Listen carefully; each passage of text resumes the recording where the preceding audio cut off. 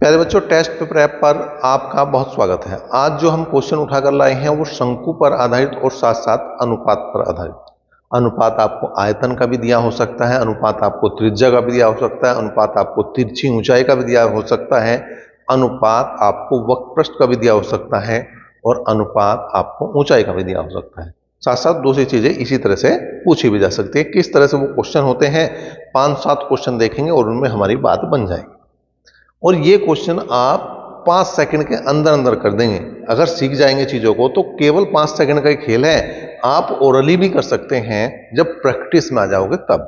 ऐसा नहीं कि शुरुआत में तुम ओरल कर दोगे या 5 सेकंड में कर दोगे, लेकिन जब जैसे जैसे प्रैक्टिस करोगे तो बिल्कुल कर सकते हो मेरे भाई, बिल्कुल आराम से इन क्वेश्चनों को किया जा सकता है। चलो देखते हैं, एक एक करके क्वेश्चनों की बात करेंगे।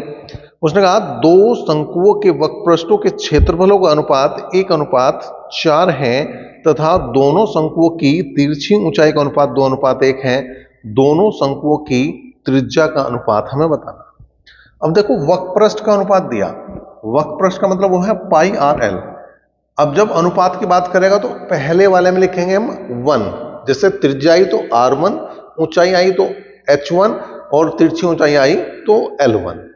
और जब दूसरे की बात करेंगे हम, जो भी दूसरा शंकु दे रखा हो उसकी बात करेंगे तो उसमें लिखेंगे 2, त्रिज्या के लिए R2, ऊंचाई के लिए H2 और तिरछी ऊंचाई के लिए L2।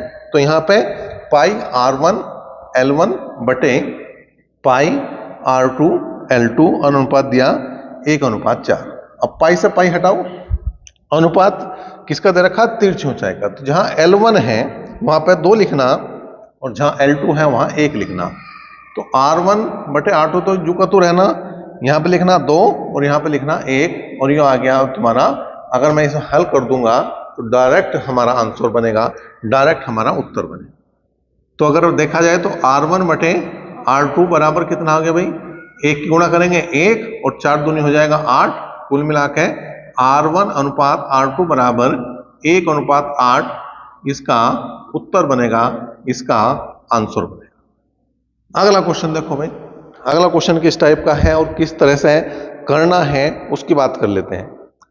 देखिए क्या है, इसने कहा दो लंबवर्तीय शंकुओं के आयतन, इस बार क्या दिया, आयतनों का अनुपात दिया 1:3 और उनके व्यासों का अनुपात 3:5 है। तदनुसार उनकी ऊंचाइयों का अनुपात बताना। देखो V1 बटे V2 वॉल्यूम दिए हैं और उनका आयतन दिया है 1/3। अब V1 की बात कर रहा तो 1/3 पाई R1 स्क्वायर H1 बटे 1/3 पाई R2 स्क्वायर H2 बराबर 1/3 है। सूत्र हमें याद होने चाहिए।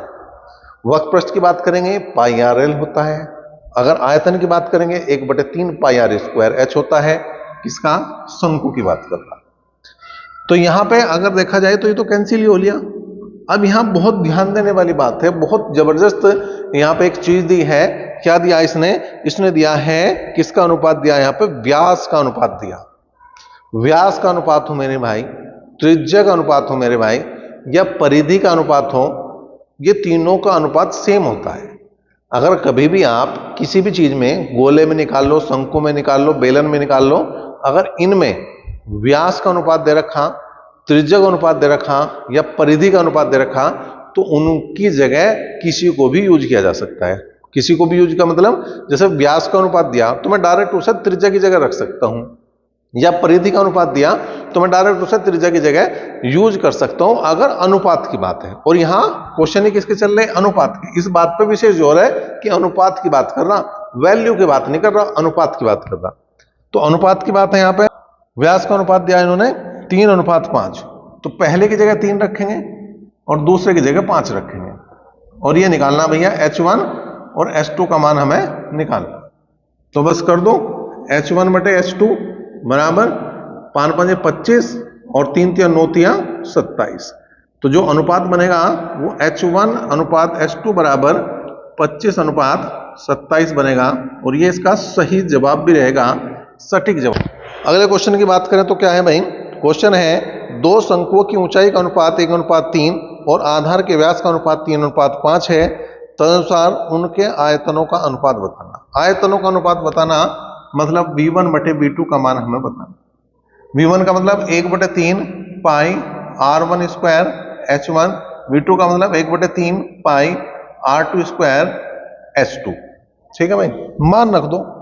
एक तो 1/3 पाई कैंसिल करो, मैंने क्या बताया था, व्यास का अनुपात दिया हो, त्रिज्या का अनुपात दिया हो, परिधि का अनुपात दिया हो, डायरेक्ट यूज करो, डायरेक्ट यूज करो।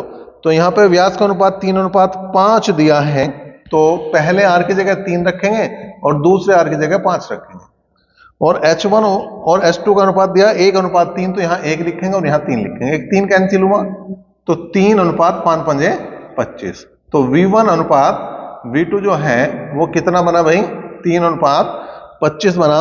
और 3:25 इसके पहले ऑप्शन में आप देख भी पाते। अगले क्वेश्चन की बात करेंगे, लेकिन ये प्रयास बहुत अच्छा लग रहा होगा, अगर समझ में आ रहा होगा तो आप वीडियो को शेयर जरूर करें, क्लास को लाइक करें। पहली बार चैनल पर आए हैं तो ऐसी ही क्लास के लिए सब्सक्राइब जरूर करें। चलिए अगले क्वेश्चन की हम बात करते हैं।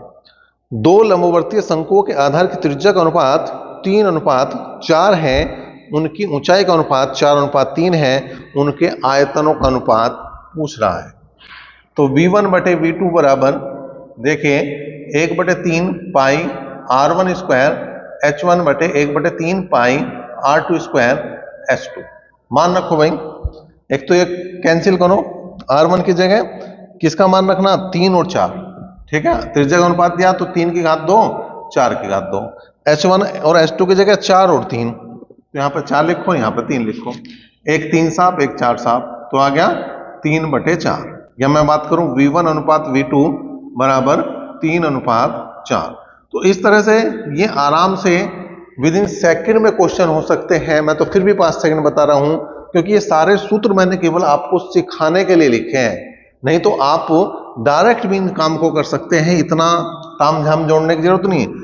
जहां R है वहां R का मान डायरेक्ट मान में रखो, जहां H है वहां डायरेक्ट H का मान रखो और कैलकुलेट करो, क्योंकि बहुत छोटी छोटी संख्याएं आती हैं कैलकुलेशन के बाद, तो उनको डायरेक्ट कैलकुलेट करके आप उत्तर दे सकते हैं।